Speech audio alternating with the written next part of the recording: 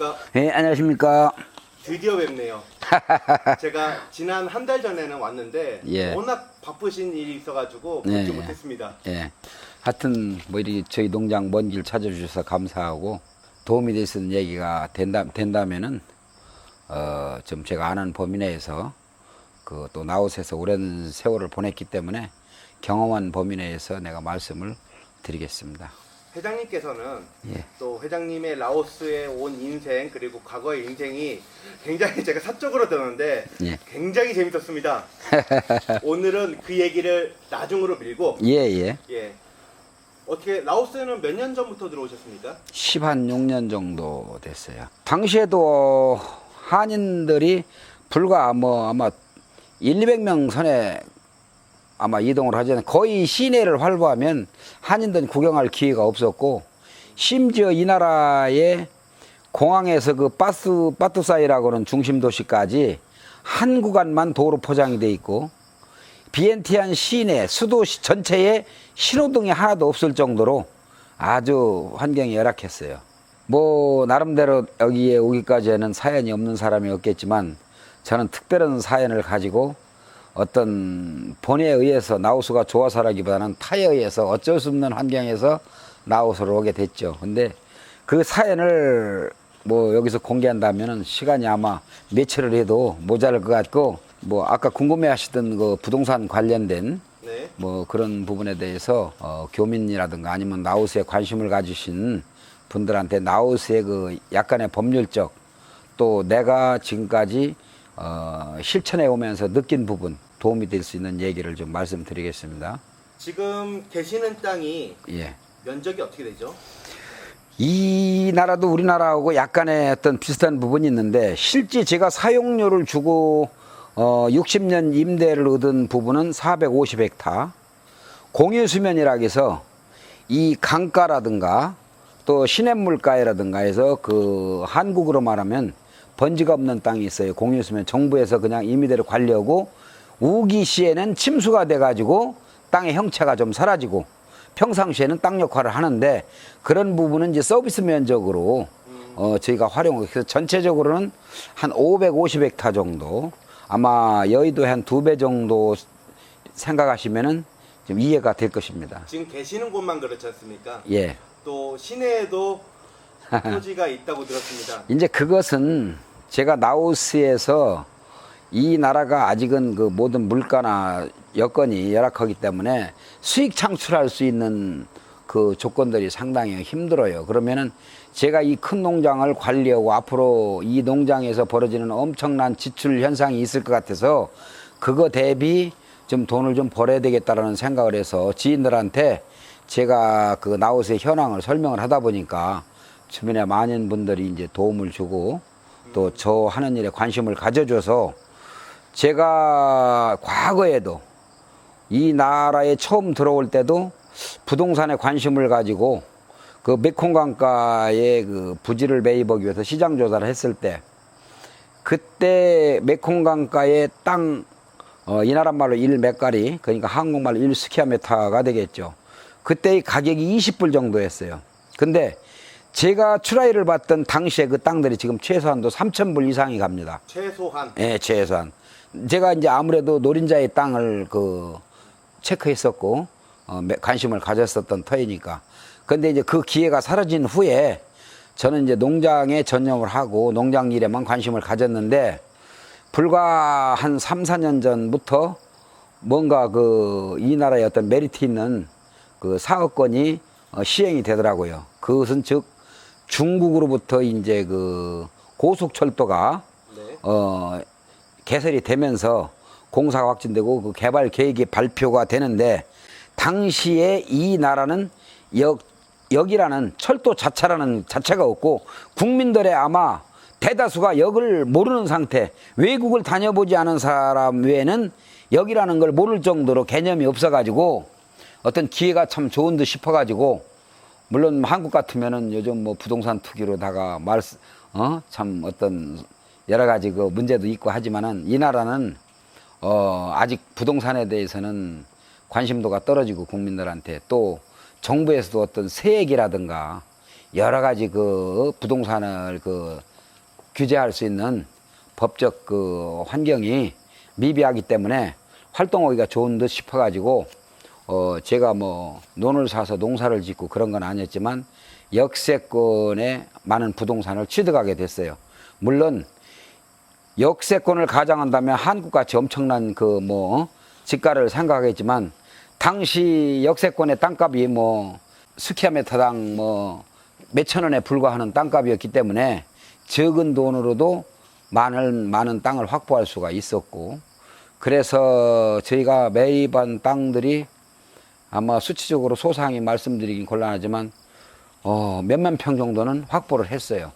그러다 보니까 그게 이제 그 당시의 역세권에 대한 도시 설계도면이라든가 공무원들로부터 이제 그 속된 말 한국말 하면 이제 소스인데 그 정보를 입수해서 그래도 대체적으로 조건이 좋은 땅, 진입로가 확보되어 있는 땅이라든가 점차 도로 확장 계획이나 정부 청사 건물에 그 흡수되지 않는 땅을 최단도로 피해서 부가가치가 있는 땅으로 이제 우리가 확보를 하다 보니까 가격이나 부동산의 그 어떤 그 인상률로 계산은 뭐 어떻게 얘기할 수 없을 만큼 천문학적인 수치로 지금 올라와서, 그러니까 한국 분들이 계산에 굉장히 능통하시니까 몇만 평이라고 보고 한국 개념, 여기도 도심지의 땅 한 평은 지금 한 500만 원 이상 후가하는 땅들이 많이 있지 않습니까?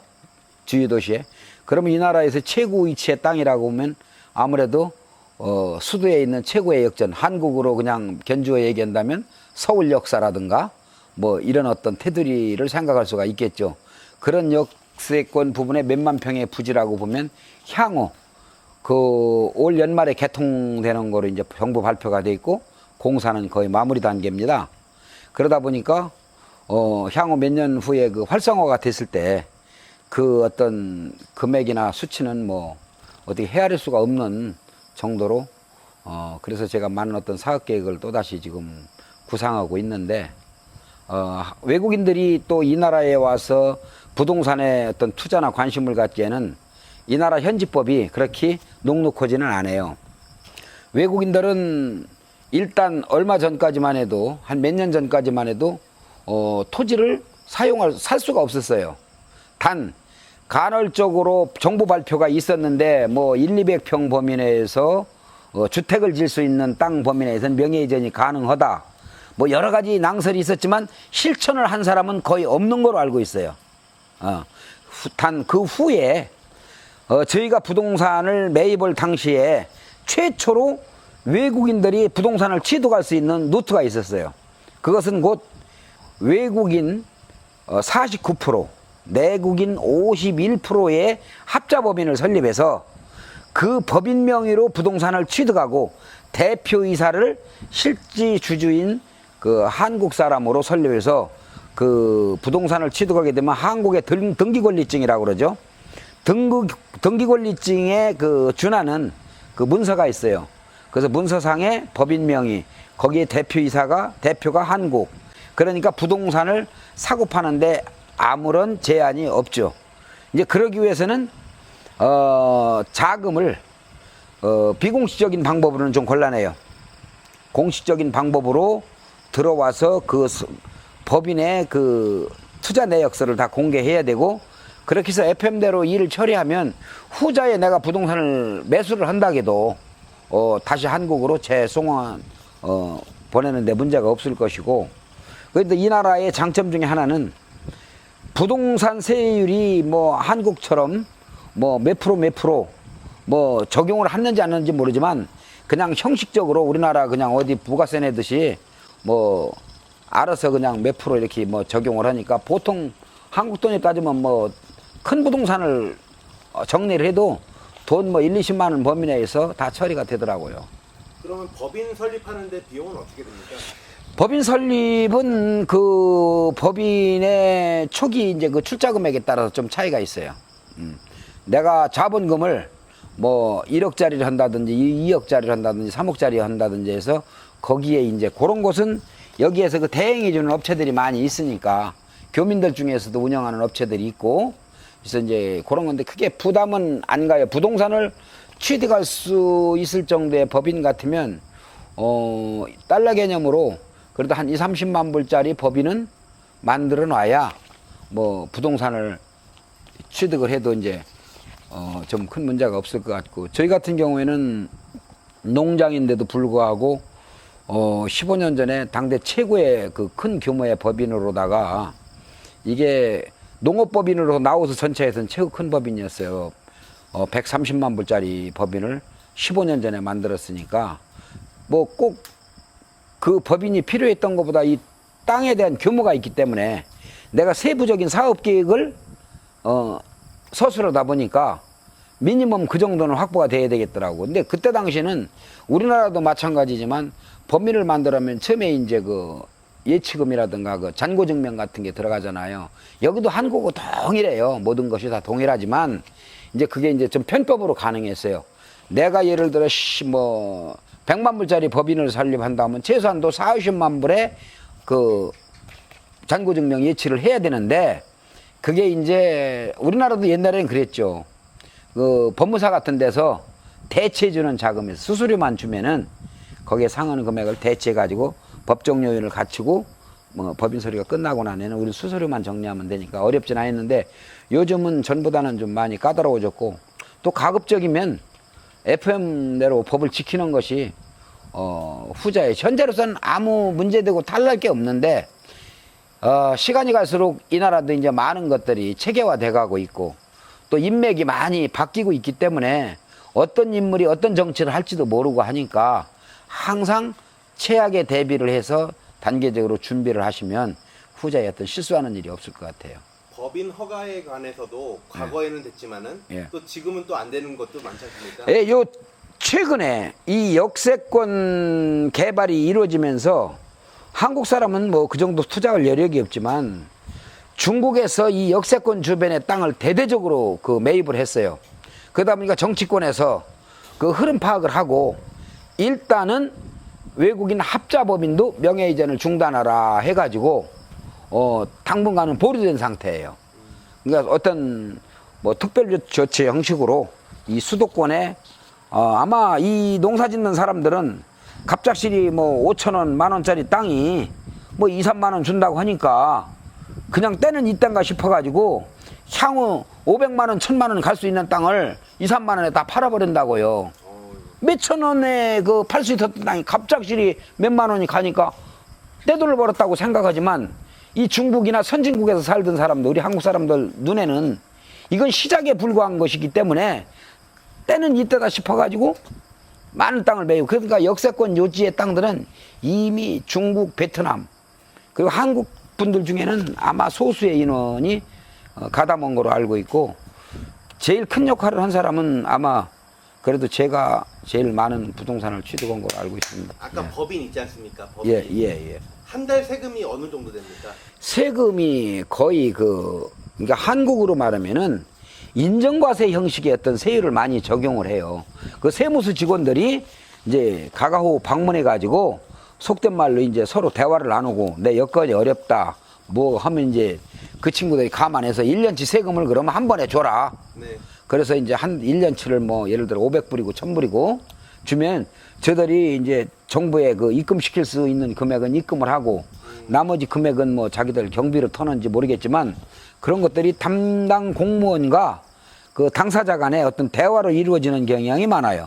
그러니까 세법에 대해서 굉장히 편리한 부분이 우리 같이 이제 좀 나이가 있는 세대들은 그런 규제 규정에 굉장히 억압돼 있잖아요. 네. 이제 젊은 세대들처럼 뭐 컴퓨터나 전산이나 이런 거에 대해서 아무래도 미숙하고 그러다 보니까 옛날식 그 한국의 주먹구구식 그 방법을 많이 선호하는 편인데 그런 친구들이 약간의 비용은 더 들을지 몰라도 대화로 다 풀리니까 이러기가 굉장히 쉬웠잖아요. 그러니까 부동산 취득을 해도 내가 10억짜리 땅을 산다 해도 물론 규모가 있으니까 아마 등록세, 취득세, 뭐 기타 부대 비용 뭐 해가지고 뭐 돈 1000만원 범위 내에서 다 마무리가 되니까 1년에 연간 세금은 없어요. 팔 때 네. 부동산을 매입하고 나서 그냥 양도소득세 형식으로 네. 그때 가서 뭐 100만원이나 200만원 그 담당 공무원하고 상담 받아가지고 그냥 처리해버리면 그거로 마무리예요. 다른 분들 또는 저 같은 경우는요. 예. 현지인 명의로 사야 된다고 저는 생각합니다. 예. 근데 또 회장님은 또 다른 부분이지 않습니까? 또 그러니까 그 합자법인을 만들어 가지고 부동산을 매입했던 사람이 네. 아마 최초일 거예요. 지금까지 부동산을 뜨내기로다가 매입해서 부분적으로 이득을 취한 사람도 있고 뭐 여러 분류의 사람들이 있는데 그때까지만 해도 거의 100% 다 명예신탁을 했어요. 현지인들한테. 그래서 땅값이 우죽순위로 올라가다 보니까 주변 사람들 어떤 입김에 의해서 명예를 신탁받은 사람이 부동산이 자기 거라고 권리를 주장해 가지고 소송이 걸린 사례라든가 여러 가지 그 좀 그 힘든 그 시간을 겪은 사람들이 많고 팔아도 정상적인 가격을 받을 수가 없고 뭐 그런 여러 가지 문제점이 많아서 저는 처음에 그 명예 신탁 부분에 명예 부분에 대해서 굉장히 한국 사람들은 소유 개념이 강하기 때문에 본인 명의로 모든 것이 취득되지 않으면은 아무리 좋은 물건을 싸게 준다 해도 큰 관심이 없어요. 그것을 타개할 수 있는 방법을 찾다 보니까 질의를 하고 문의를 하고 언제쯤 바뀔 것이다 여러 가지 낭설이 있었는데 그것이 아마 지금 한 4년 전 즈음에서 그 법이 국회를 통과해 가지고 외국인과 내국인의 합자 법인에 한해서는 부동산을 취득할 수 있다 해 가지고 그동안 내가 그 추라이 보던 부동산들을 매입해 가면서 그 법인으로다가 이제 명예 이전을 다 받게 되었죠. 그래서 명예 신탁을 현지인한테 안게 되고 단 51%에 대해서 현지인 명의가 들어갈 경우에는 51%에 대한 대금이 우리 대금으로 일단 대납되는 거 아닙니까? 거기에 대한 우리가 이제 임대 절차로다가 보증금을 뭐 준 거로 또 뭐 그 돈에 대한 차용금 형식으로 돈을 빌려준 거로 뭐 이렇게 하고 또 이면에 포기각서를 또 받고 그래서 2중 3중의 안전장치를 하는데 사실은 이 내국인이 지분을 잇다기도 명예가 회사고 회사의 대표이사가 도장과 권리증을 가지고 있으면은 여기에 이 명예가 그 51% 지분을 들어간 사람은 본인한테 통보 안 해주면은 팔렸는지 팔았는지도 모를 정도로다가 그렇게 통과가 돼요. 그래서 지금 가지고 계신 예. 게 그건가요? 그래서 이제 내가 참고적으로 이 나라의 그 부동산 권리증에 대해서 네. 이제 한국으로 말하면은 부동산 권리증인데 요게 이제 그래서 이 테두리에 보면 금장을 두른 것이 오리지널 네. 하자가 없는 등기 권리증이고 네. 요것이 흑백 처리된 게 있어요. 그것은 속된 말로 지적도일 뿐이에요. 지적도 역할밖에는 못해요. 그것은 개인 소유의 우리가 쉬운 말로 이런 예를 들어봅시다. 자동차를 사면은 노란 면허가 있고 하얀 면허가 있죠. 네. 노란 면허는 개인 소유의 차들 아닙니까? 네. 현금이 100% 완납된 차. 현지인이. 예. 네. 그리고 하얀 차는 법인차 내지는 활부차 뭐 여러 등급이 있잖아요. 네. 여기도 100% 돈이 완납돼 가지고 개인 명의로 정리가 된 것은 이 완벽한 금태의 이 그 지적도 형식의 그 등기권리증을 받을 수가 있고 네. 요것이 흑백이로 된 거는 지적도 역할을 하는 거예요. 땅의 모양이나 평수나 이런 것이 기재는 돼 있지만 정부 관리의 땅이라는 거죠. 개인화되지 못한 거. 이제 그런 식별 방법이 이제 그런 식으로 돼 있고 부동산 관리하는 데는 뭐 큰 애로사항은 없어요. 그리고 이 나라는 좀 아직도 그 문서 문화다 보니까 이 권리증을 가지고도 어디 가서 담보나 어떤 행위를 하는데 상당 부분 인정을 받아요.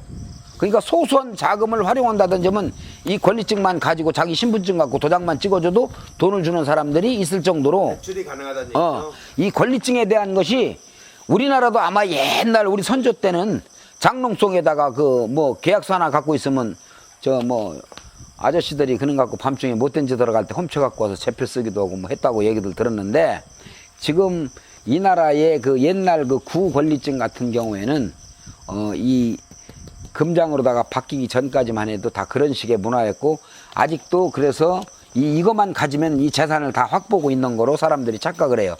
이게 이제 그래서 분실을 하잖아요. 네. 지금 내가 분실을 하나 그러지 않는데 우리 아는 지인이 분실을 내가 재발급을 받는데 지금 거의 1년이 다 돼가요. 물론 코로나 여파 때문에 법원이고 뭐 여러 부처에서 일을 못 보기 때문에 그러는데 평상시에도 최소한도 6개월 이상의 시간이 소모가 돼요. 이 서류 한번 재발급 받는데. 왜냐하면 이것을 재펴 먹었는지 뭐 어떤 불법으로 나쁜 곳에 사용했는지 이것이 다 클리어하게 정리될 때까지 여러 번에 걸쳐서 조사, 법원에서 한두 번의 이제 재판 이 과정을 거치다 보면 아주 이 재발급 받는다는 게 무지무지하게 힘들어요. 그래서 소유자가 예. 그 서류는 무조건 가지고 있어야겠네요. 그렇죠. 이 나라는 이 권리증만큼은 꼭 본인이 가지고 있고 금고 속에 잘 보관해야 나중에 가서 누가 갖다 참 측근이 갖다 재펴 먹으면 그거 어떻게 할 겁니까? 피곤하지. 또 궁금한 게 예. 만약에 땅을 팔 때 만약에 회장님께서 이거를 가지고 대출을 했습니다. 예. 그리고 사는 사람은 모르지 않습니까? 그 서류가 있기 때문에. 예. 그걸 확인하려는 방법이 어떻게 됩니까? 아, 근데 이제 이 나라에서는 원래 공식적으로 정식 기관에서 담보로 이것을 대출을 받고자 할 때는 산마노쿠아라고 해서 이 나라 그 호적 등본이 있어요. 가족사항이, 예, 가족증명서. 개인이 가지고 있는 그저 주민등록증이 뭐예요? 바빠짬. 바트짬도라고 해서 개인 신분증 요런 서류가 이제 FM대로 다 들어가요. 정식기관 캐피탈이라든가 은행 같은 데는. 그러나 사채시장 같은 데서는 그냥 이 부동산 값어치만 있고 이 바이타딘을 갖고 온 사람의 신분만 확인되면 뭐 이 땅값의 상당 부분도 대출을 융통을 해줄 정도로 이 문서를 굉장히 중요시해요. 이 나라도 확인 절차 법원에 가면 등기소가 있어요. 사람들이 통상적으로 활용을 안 해서 그런데 사실 법원 등기소에 가서 열람을 하면요. 이 땅의 채무 설정 부분까지 법원에서 이것이 이제 우리가 은행이나 어떤 금융기관에서 쓰게 되면 걔들이 그 설정, 한국으로 말하면 설정입니다. 여기에는 이게 단부로 돼 있기 때문에 표시가 안 돼 있지만 그게 그 기록상으로 남아요. 그래서 법원에 가서 법원 등기소에 가서 확인하면 지금 요 탕원 가는데 법원 새로 등기 지은 데 있죠. 거기 가면 2층에 그 등기 열람하는 데가 있어요. 거기 그래서 이제 공증이나 모든 거 거기서 하고 그 바로 옆에 토지국이 또 있어요. 그래서 심지어 이 앞으로 도시계획 상황까지도 확인할 수가 있어요. 이 땅에 대한 도시계획 확인까지도 토지국에 가서 전산 시스템이 예, 다 돼 있어요. 그 토지국에 가서 이 번지수 되고 신분증 되고 내가 이 땅을 가지고 있는데 이 땅이 향후 어떤 도시계획에 저축되냐 한국식으로. 그러니까 한국에 준하는 그 체제는 다 이루어졌는데 국민들이 그것을 이용하거나 활용하는 율이 떨어져서 그렇지 방법이나 그 내용은 다 돼 있어요. 여기 그 사람들이 그냥 쉽게 생각하고 원체 뭐 이 나라는 지능적인 어떤 범죄가 행위가 안 이루어지는 나라니까 믿고 그냥 거래를 할 뿐이지 실제 구체적으로 뭐라 하려면은 그런 세부사항, 등기사항이라든가 도시계획사항까지도 다 확인할 수 있어요. 제가 만약에 매입자예요. 예. 이 땅 이쁘다. 근데 막상 서류가 있다고 해가지고 완료된 게 아니네요. 예. 확인을 해야겠네요. 확인을 하고 단 하나 확인을 안 해도 되는 이유 중에 하나는 또 안 해도 됐다고 인정을 할 수 있는 게 아주 소수의 확률은 나쁜 일도 있을 수 있지만 이 나라는 계약서를 써가지고 등기를 하기 전에 라이반 사무실에 가서 계약서상에 확인 도장을 받습니다. 그럼 확인을 받을 때마다 라이반 사무실에서는 그 확인 서류를 카피해가지고 보관을 해요. 그럼 이 땅에 대해서 계약자가 들어와가지고 어떤 계약서가 들어오면 전자에 어떤 행위가 있었는지 라이반의 그 기록이 또 다 남아있어요. 그러면 라이반 입장에서 이건 뭐 지난번에 계약했잖아. 왜 또 파는 거야? 안 된단 말이에요. 그리고 라이반만 가도 예, 라이반 사무실에서 이 자기 지역에서 일어나는 모든 부동산이나 행위에 대해서는 라이반의 도장이 있는 것만이 법적으로 효력이 있기 때문에 모든 절차상의 그 서류를 라이반 도장을 받게 돼 있어요. 그럼 라이반은 도장을 찍어줄 때마다 그 서류를 보관하고 가지고 있기 때문에 우리가 가서 라이반 사무실에만 가도 라이반 사무실에도 이미 전자에 행위한 걸 알아요. 그러니까 어떻게 보면 단순하면서도 또 뭐 아직까지는 그래서 이런 부동산 사고가 그런 쪽으로는 일어나는 게 없는데 제일 문제가 많이 됐던 것이 명예신탁에 대해서 그 명예자가 땅값이 급속도로 올라가다 보니까 그 이권의 얼마를 좀 배당을 받기 위해서 내 소유의 땅이다, 내 거다, 명의가 내 거 맞지 않냐, 이렇게 이제 불이끼를 걸면 좀 많이 벌은 사람 입장에서 뭐 배당금을 좀 이제 나눠주는 과정이 되고 합의를 한마디로 해야 되니까. 그 기준은 어느 정도 될까요?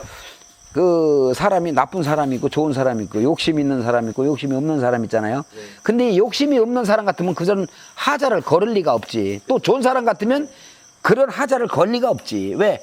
나 가만히 있어도 한국 사람 성향으로 봐서 내가 당신 명의로 투자를 해서 돈을 이렇게 많이 벌었으니 당신 이름 빌려줘서 고맙다고 사례를 할 텐데 저쪽에서 과다한 욕심을 내기 위해서 하자를 거는 거 아닙니까?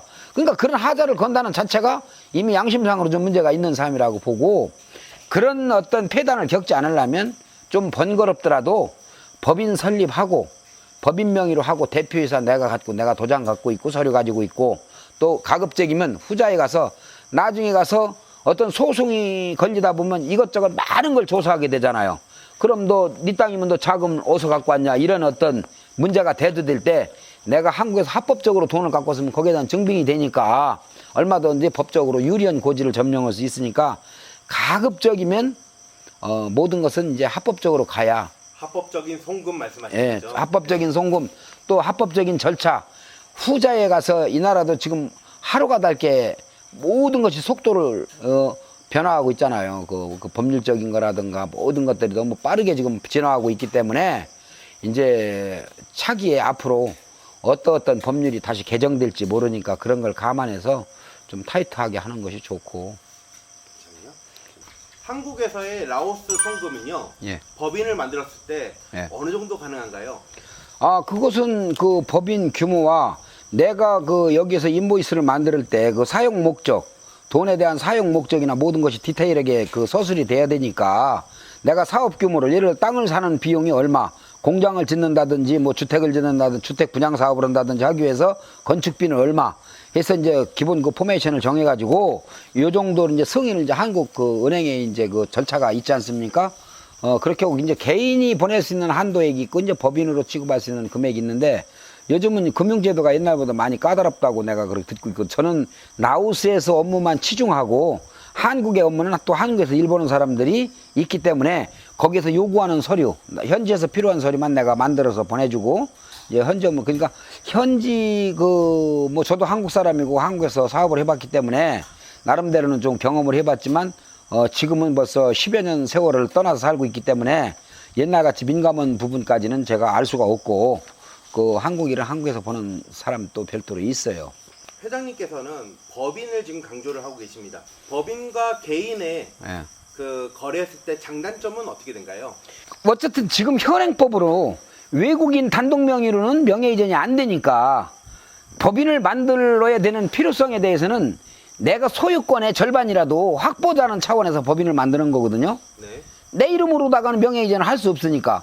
그렇다고 내국인 명의로 하기에는 100% 지분이 그 명의자 앞으로 신탁이 되는 것이기 때문에 나중에 어떤 법적인 문제가 생겼을 때 수습이 곤란해지니까, 그래서 내 영역을 확보하는 차원에서 법인을 만들어 가지고 법인에 대한 대피사를 나로 하고 거기에 대한 서류를 내가 다 행해할 수 있게끔 가지고 있기 때문에 완벽한 것인데, 만약에 그걸 어차피 내 명의로 개인 명의로 외국인이기 때문에 안 된다는 거니까 그건 배제하고, 단순히 개인 명의로 했을 때 현지인 신탁밖에 안 되는데 현지인이 어떤 반칙을 하게 되면 내가 또 수습할 길이 막막해지니까. 또 입장이 또 회장님이나 저랑 예, 또 아내가 또 라오 사람이지 않습니까? 그렇죠. 혹시 아내 명의로 할 의향은 있으신가요? 굳이 뭐 집사람 앞으로 명예이전을 한다라고 쳤을 때는 굳이 절차적으로 복잡한 법인을 만들 필요가 없죠. 아, 그렇습니까? 그냥 뭐 어차피 새끼 낳고 사는 마누라를 못 믿을 것 같으면 남인데, 네. 뭐 남이날 것 같으면 뭐 서로 인맥적으로 연결한 사람 아무한테나 부탁할 수 있는데, 그래도 자식을 낳거나 아니면 결혼을 해서 여기서 그 합법적인 생활을 하는 사람 같으면은 같이 사는 사람도 못 믿는다라고 보면 또 아무도 믿을 사람이 없는 거 아니겠어요?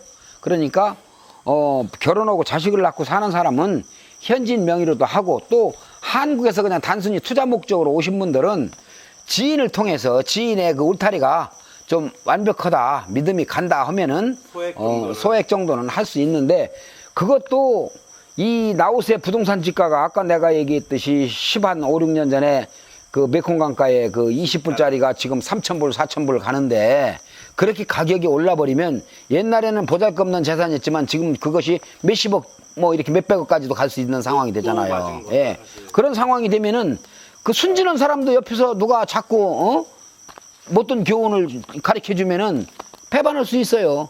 속된 말로 이 나라는 모계 사회다 보니까 여자가 어떤 생활의 주도권을 지려고 하잖아요. 그러다 보니까 심지어 여자한테 팽당하는 남자들이 대체적으로 많이 있는데 재산 앞에서 뭐 나쁜 짓도 할 수 있잖아요. 그러니까 그런 것을 여기 지금 현재 나우스에 내가 아까 얘기했지만 최고가의 땅이라고 해봐야 특별한 경우 해봐야 500에서 한 1000만 원 정도까지 갈 수 있는 땅이 뭐 소수의 땅이 있을 겁니다. 근데 저도 우리 고향에 가면 시골 면소재지 땅이 지금 1000만 원 가요. 그러면 우리 면소재지라기 봐야 인원이 몇 명 됩니까?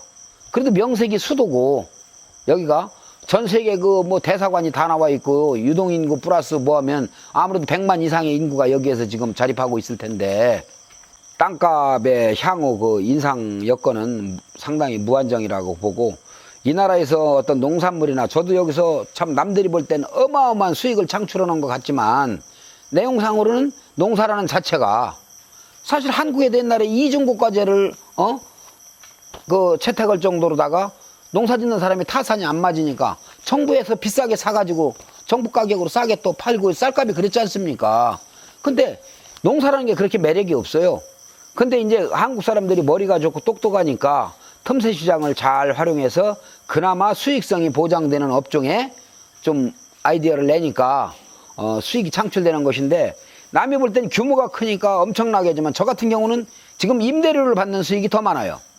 5, 6년 전에 그 정부로부터 그 아주 그때는 뭐 여기가 실제 진입로도 없는 그 아주 척박한 땅이었죠. 그 시가지 센터에서 여기가 지금 한 60km 가까이 되는데 1시간 이상이 걸리지 않습니까?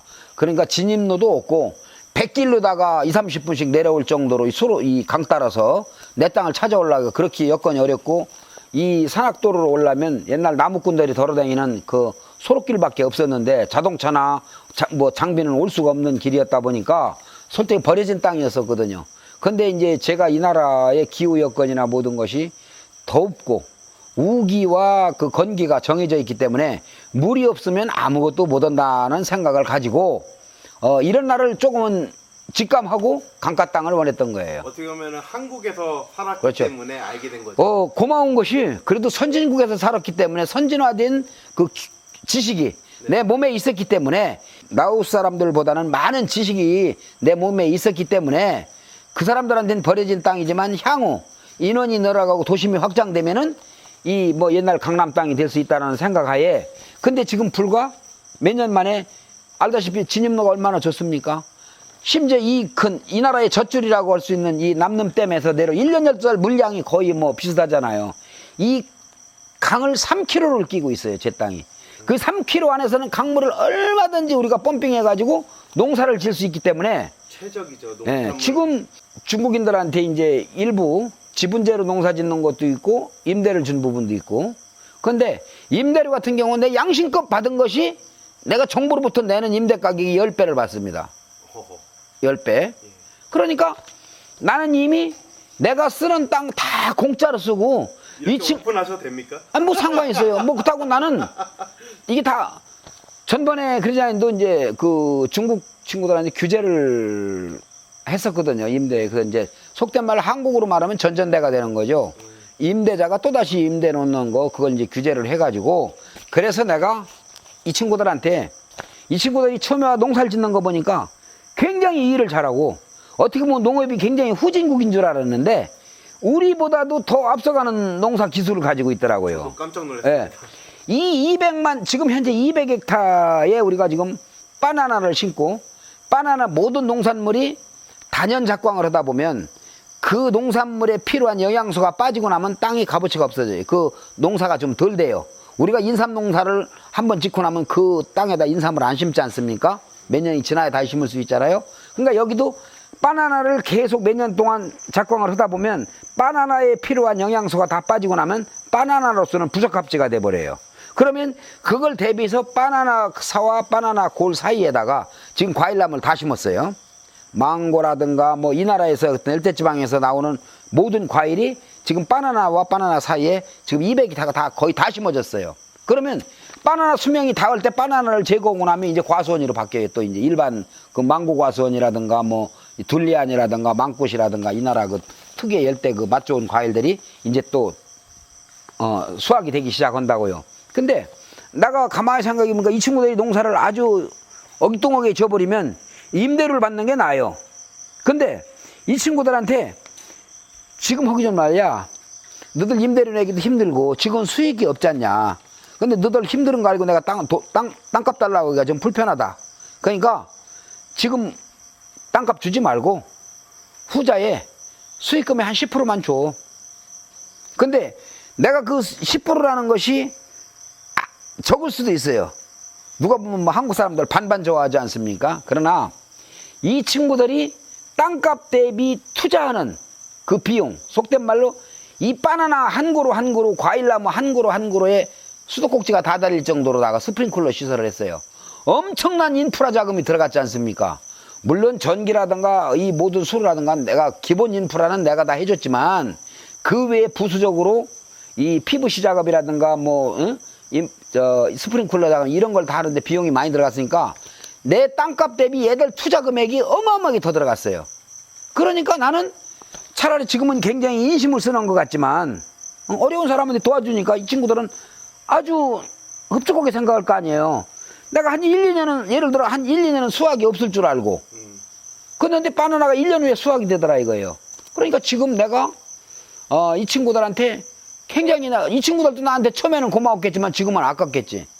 그러니까 이 친구들 하루에 뭐 조사해 보셔서 알겠지만 기본 30톤 이상 바나나가 나가지 않습니까? 앞으로 이것이 이제 바뀌어가지고 망고나 두리안이나 기타 과일로 나왔을 땐 하루에 뭐 그 이상의 양이 나갈 수도 있어요. 그러면 거기에서 나오는 수익은요, 처음에는 그 뭐 농사 수익이 없으니까 안 줘도 되고 편할지 몰라도 앞으로 가면 갈수록 이 수확량이 늘어날 때는요, 얘들 입장에서 봤을 때 어마어마한 금액을 나한테 페이 지급이 돼야 된다고요. 그러니까 나는 지금 내가 돈이 없어도 엄청난 사업 구상을 하고, 알다시피 여기에 이제 내가 나름대로 이제 나이도 있고 좋은 일을 좀 해야 되겠다 싶어가지고 스포츠 센터, 이제 속된 말로 이 나라 우리 한국말로 하면 뭐 체육학교예요. 이제 체육학교 설립을 해서 겨울철에 한국에서 운동을 못 하지 않습니까?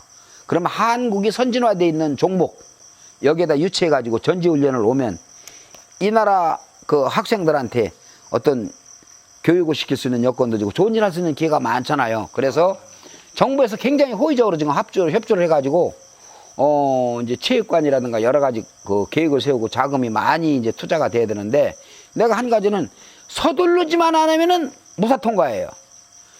얘들이 돈을 벌어주니까 여기서 나오는 수익금 또 내가 이제 그 범위 내에서 매년 업그레이드 하면 되지 않습니까? 또 아까 했듯이 지인들의 협조를 받아서 속된 말로 이 나라의 그 알짜배기, 역세권의 알짜배기 땅은 아마 실질적으로 중국 친구들보다 내가 더 많이 가지고 있을 거예요. 나는 당시에 이 계획에 대한 전반적인 그 설계도를 보고 내가 필요한 땅을 이렇게 많이. 알짜배기를 예. 중국 사람보다 더 많이 가지고. 그렇고 있죠. 물론 이제 걔들은 물류 유통단지라든가 뭐 시장 부지라든가 해서 막 5헥타, 10헥타짜리 그런 광범위한 땅을 가지고 있기 때문에 비율적으로는 걔들이 월등히 많이 가지고 있지만 실제 나는 장시간을 두고 아주 요소요소에 필요한 땅 팔 때까지 기다렸다가 사는 스타일이었으니까 네. 속된 말로 좀 여건이 좋은 땅을 샀기 때문에 그 친구들이 10배 오를 때 난 20배 오른다고 난 장담을 해요. 그래서 지금 앞으로의 그 뭐 1, 2년, 2, 3년 후에는 지인들의 도움으로 여기에다가 겨울철 동계훈련장, 이 나라의 그 스포츠 학교, 뭐 지가 자체적으로 그냥 이제 나이 먹어서 취미 생활할 수 있는, 보시다시피 골프장이라든가 네. 뭐 또 저쪽에 토닥고는 축구장, 뭐 이제 앞으로 이제 실내 체육관에서 할 수 있는 양궁이나 태권도나 뭐 등등 뭐 한국이 앞서가는 국제적으로 인정받는 종목에 대해서는 몽땅 유치를 해서 무슨 고급의 그 어떤 감독이나 코치를 내가 뭐 봉급 주고 데려올 수 있는 여건은 아니지만 좋은 일 하는데 좀 관심 있고 봉사하시는데 관심 있는 분들이 협조해 주면 그래도 이 라오스 그 스포츠의 변방인 나라에 비해서는 월등한 실력 차이가 있잖아요. 네. 그 얘들한테 스포츠의 선진화를 우리가 그 협조해 줄 수 있고, 세월이 가면 그동안은 세상을 좀 젊게 그냥 활발하게 살다 보니까 뭐 잘못도 많이 하고 살고 죄도 많이 짓고 살았었지만, 이제 앞으로는 좋은 일 해가면서 보람된 일을 하고, 그래서 사실 어떻게 보면 많이 외로워요. 보다시피 제가 여기 들어올 때는 반경 10km 이내에, 반경 9.2km 이내에 민가가 없었어요. 반경 9.2km 이내에는 민가가 하나도 없고, 이 산속에서 한국의 그 상해집 같은 그 움막 하나 짓고 내가 한 3, 4일 동안 그 양식을 갖고 와서 라면하고 기타 등등 갖고 가서 여기서 양식이 떨어지면은 배불러가지고 백길 따라서 올라가고. 백길? 남들은, 그리고 여기가 또 우스운 말로 말입니다.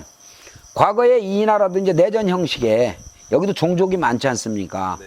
그 라오라오라 해서 이제 나오 그 제일 그 인원이 많은 나오족이 이제 지배를 하고 살지만, 나오숭이라 해서 이제 산족이라든가 뭐 나오깡이나 여러 가지 종족이 많지 않습니까?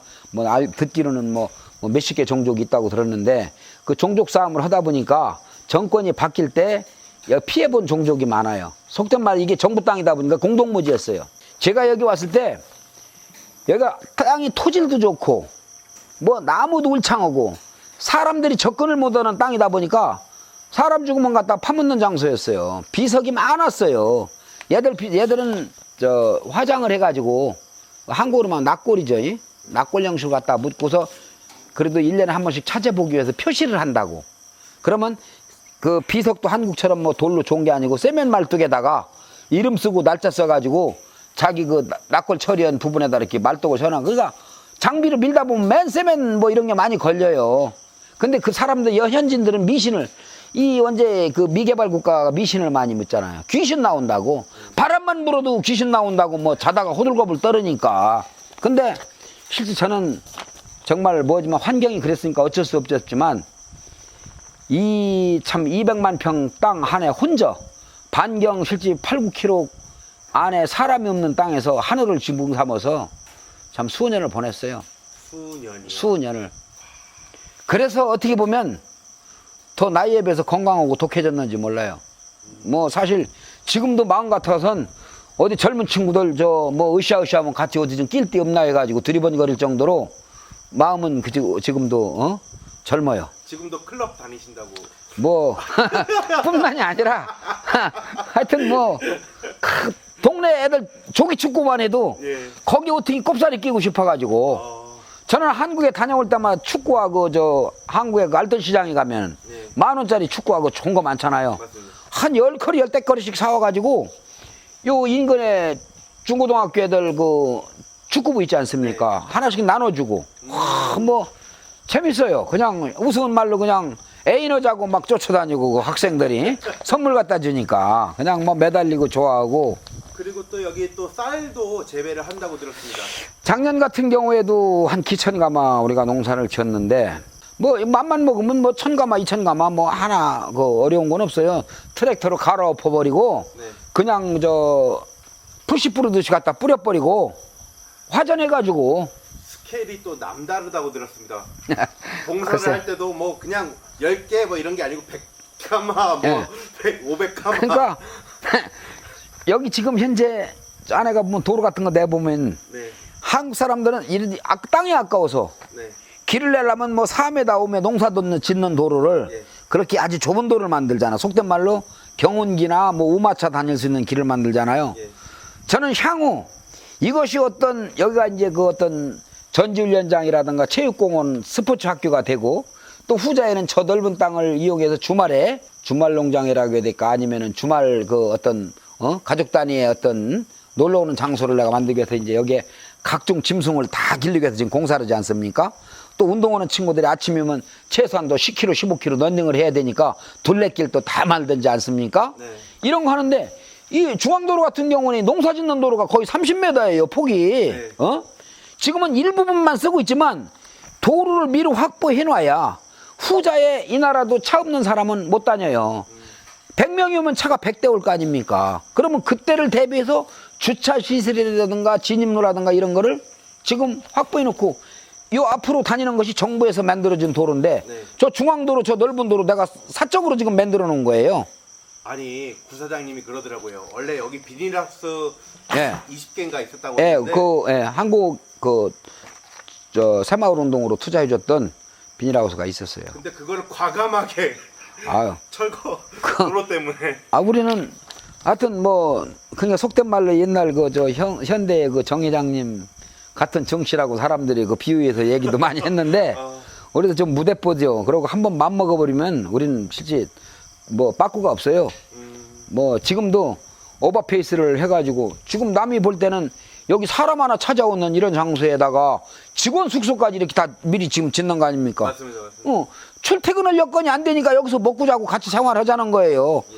그 이제 골프장을 만들고 물놀이 시설, 낚시터 이거 활용하게 되면 사람들이 와 죽어야 되고 또 거기 심부름해야 되고 시중을 들어야 되니까 네. 숙소라든가 직원들이 운신할 수 있는 이런 여러 가지 여건 인프라를 지금 구축하는데 이것이 당장 어떤 수익이 있어서 만드는 게 아니거든요. 근데 수익이 날 때 지금 코로나가 풀려가지고 많은 사람들이 관경도 오고 놀러도 오고 왔을 때 준비가 안 돼 있는 사람은 그런 사람들을 흡수할 수 있는 방법이 없잖아요. 미리 준비한 사람만이 그때 가서 어떤 호황을 누릴 수 있잖아요. 네. 그러니까 지금은 힘들고 배고파도 열심히 밀고 나가다 보면 뭐 코로나가 죽을 때까지 안 끝나면 할 수 없는 건 운명이지만 그렇지 않다라고 보면 나한테는 남들보다 빠른 기회와 좋은 기회가 올 거 아닙니까? 그래서 지금 실제 오늘 뭐 보시면 낮에 거의 40도에 육박하는 더위잖아요. 네.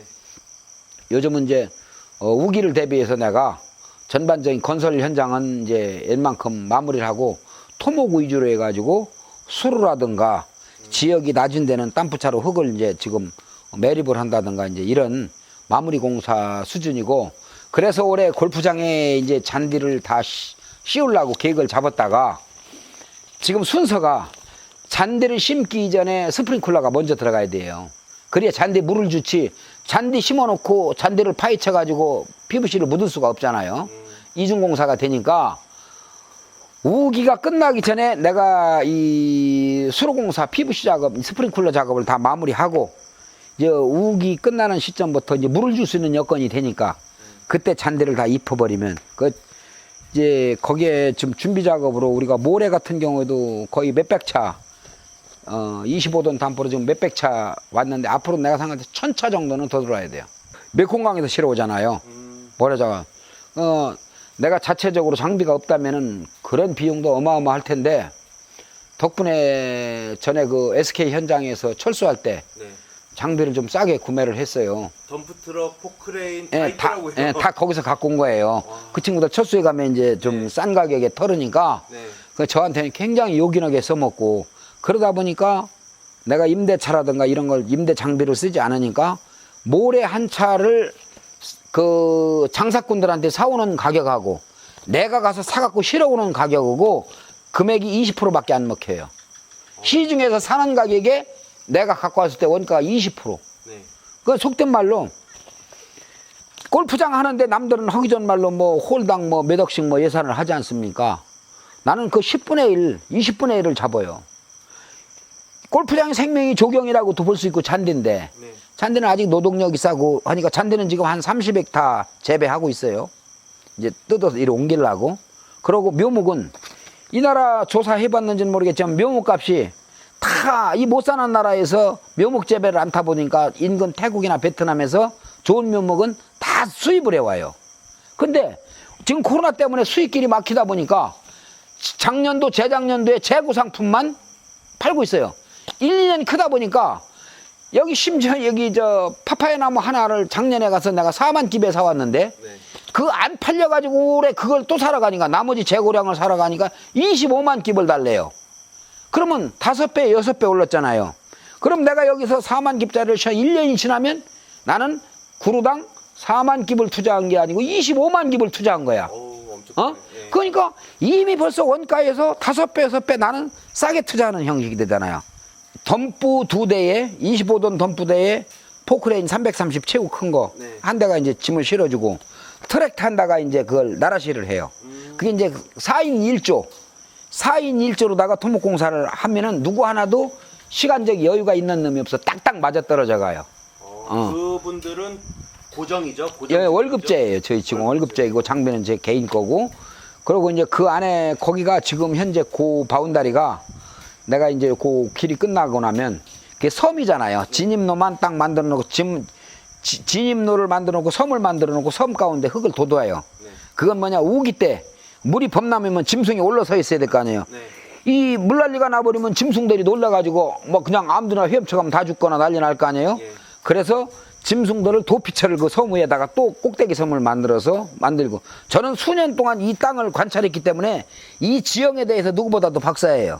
그러니까 과거에 또 예. 행복을 하셨다고. 예, 한국에서 이제 건설을 좀 해봤기 때문에 네. 그래서 항상 나는 우기를 대비, 사업을 했을 때는 최악의 순간을 대비, 항상 리스크 위주로다가 일을 하니까 속된 말로 이 지붕 하나를 해도 누구 뭐 스레트 갖다 적당히 그냥 철사고댕이로 엮어가지고 이렇게 하면 바람 한번 불으면 다 날아가면 재공사 아닙니까? 네. 저쪽에 그 친구 한 게 다 이제 그런 이해인데 네. 저는 차라리 안 하면 안 했지, 하면은 이거 아무것도 아니고 사람이 여기서 그늘막이라고 하지만은 다 피스 박아서 완벽하게 하지 않습니까? 그제 우스운 말로 이 천장에 구멍 뚫려 있으니까 아유 그 일 하는 김에 좀 잘 좀 하지. 이게 뭐냐고 말이야. 하늘이 보인다고. 근데 이게 한국에서 우사를 지을 때 이게 특허예요, 특허. 와, 어쩐지 이게 특허. 뚫려 있네. 더운 나라다 보니까 이제 지붕을 대각선으로 뚫으면 더운 공기가 위로 올라가면 자연 환풍을 하기 위해서 내 나름대로 내 아이디어는 아니었지만 남의 좋은 것을 모방해가지고 활용을 했는데, 이 내 깊은 심정을 모르는 사람은 내가 뭐 1억이 뭐하니까 그냥 적당히 한 거로 생각을 하더라고. 아, 저도 그런 줄 알았습니다. 회장님이 잘못 건축한 줄 알았습니다. 예. 지금 사실 많은 부분을 내가 여기서 한 10여 년 있어감에 경험해 봤던 그런 모든 것들에 대한 그 지식을 토대로 해서 이루어지기 때문에 남들이 보면 우스운 것 같아도 내 나름대로는 상당한 아이디어가 창출된 거예요. 심지어 어떤 사람은 이 수영장을 만들었는데, 야, 수영장가에 나무라도 좀 심어야 될 거 아니냐, 이런 얘기를 해요, 단면적으로. 근데 수영장가에 나무를 심으면 비바람 칠 때 낙엽이 떨어져가지고 수영장 이 넓은 데를 청소하려면 애를 많이 먹잖아요. 맞습니다. 그래서 나무를 안 심고 지붕을 해서 그늘막을 만들잖아요. 이제 그런 것들이 보는 사람과 실질적으로 하는 사람의 차이점이야. 앞으로 저희 이렇게 농장에 대해서 찾아주시고 관심 있고, 전에 이제 구사장을 통해서 기본적인 거는 설명을 다 들으셨으니까 후자에 인생 스토리부터 해서 앞으로 향후 발전되면 발전되는 따라가면 되는 거고, 현재로서는 속된 말로 문맹자도 와서 사업할 수 있을 만큼 편한 부분이 많아요. 본인만 부지런하면 뭐든지 해볼 수가 있고, 수익이 꼭 보장되는 건 아니지만 취미생활 형식으로 그래서 자기 개발을 하다 보면 뭔가 틀림없이 이 나라에서 필요한 업종에 가담해서 큰 돈을 벌 수도 있어요. 가지, 오이, 뭐 호박, 여주 마음대로 갖다 먹을 수 있어요.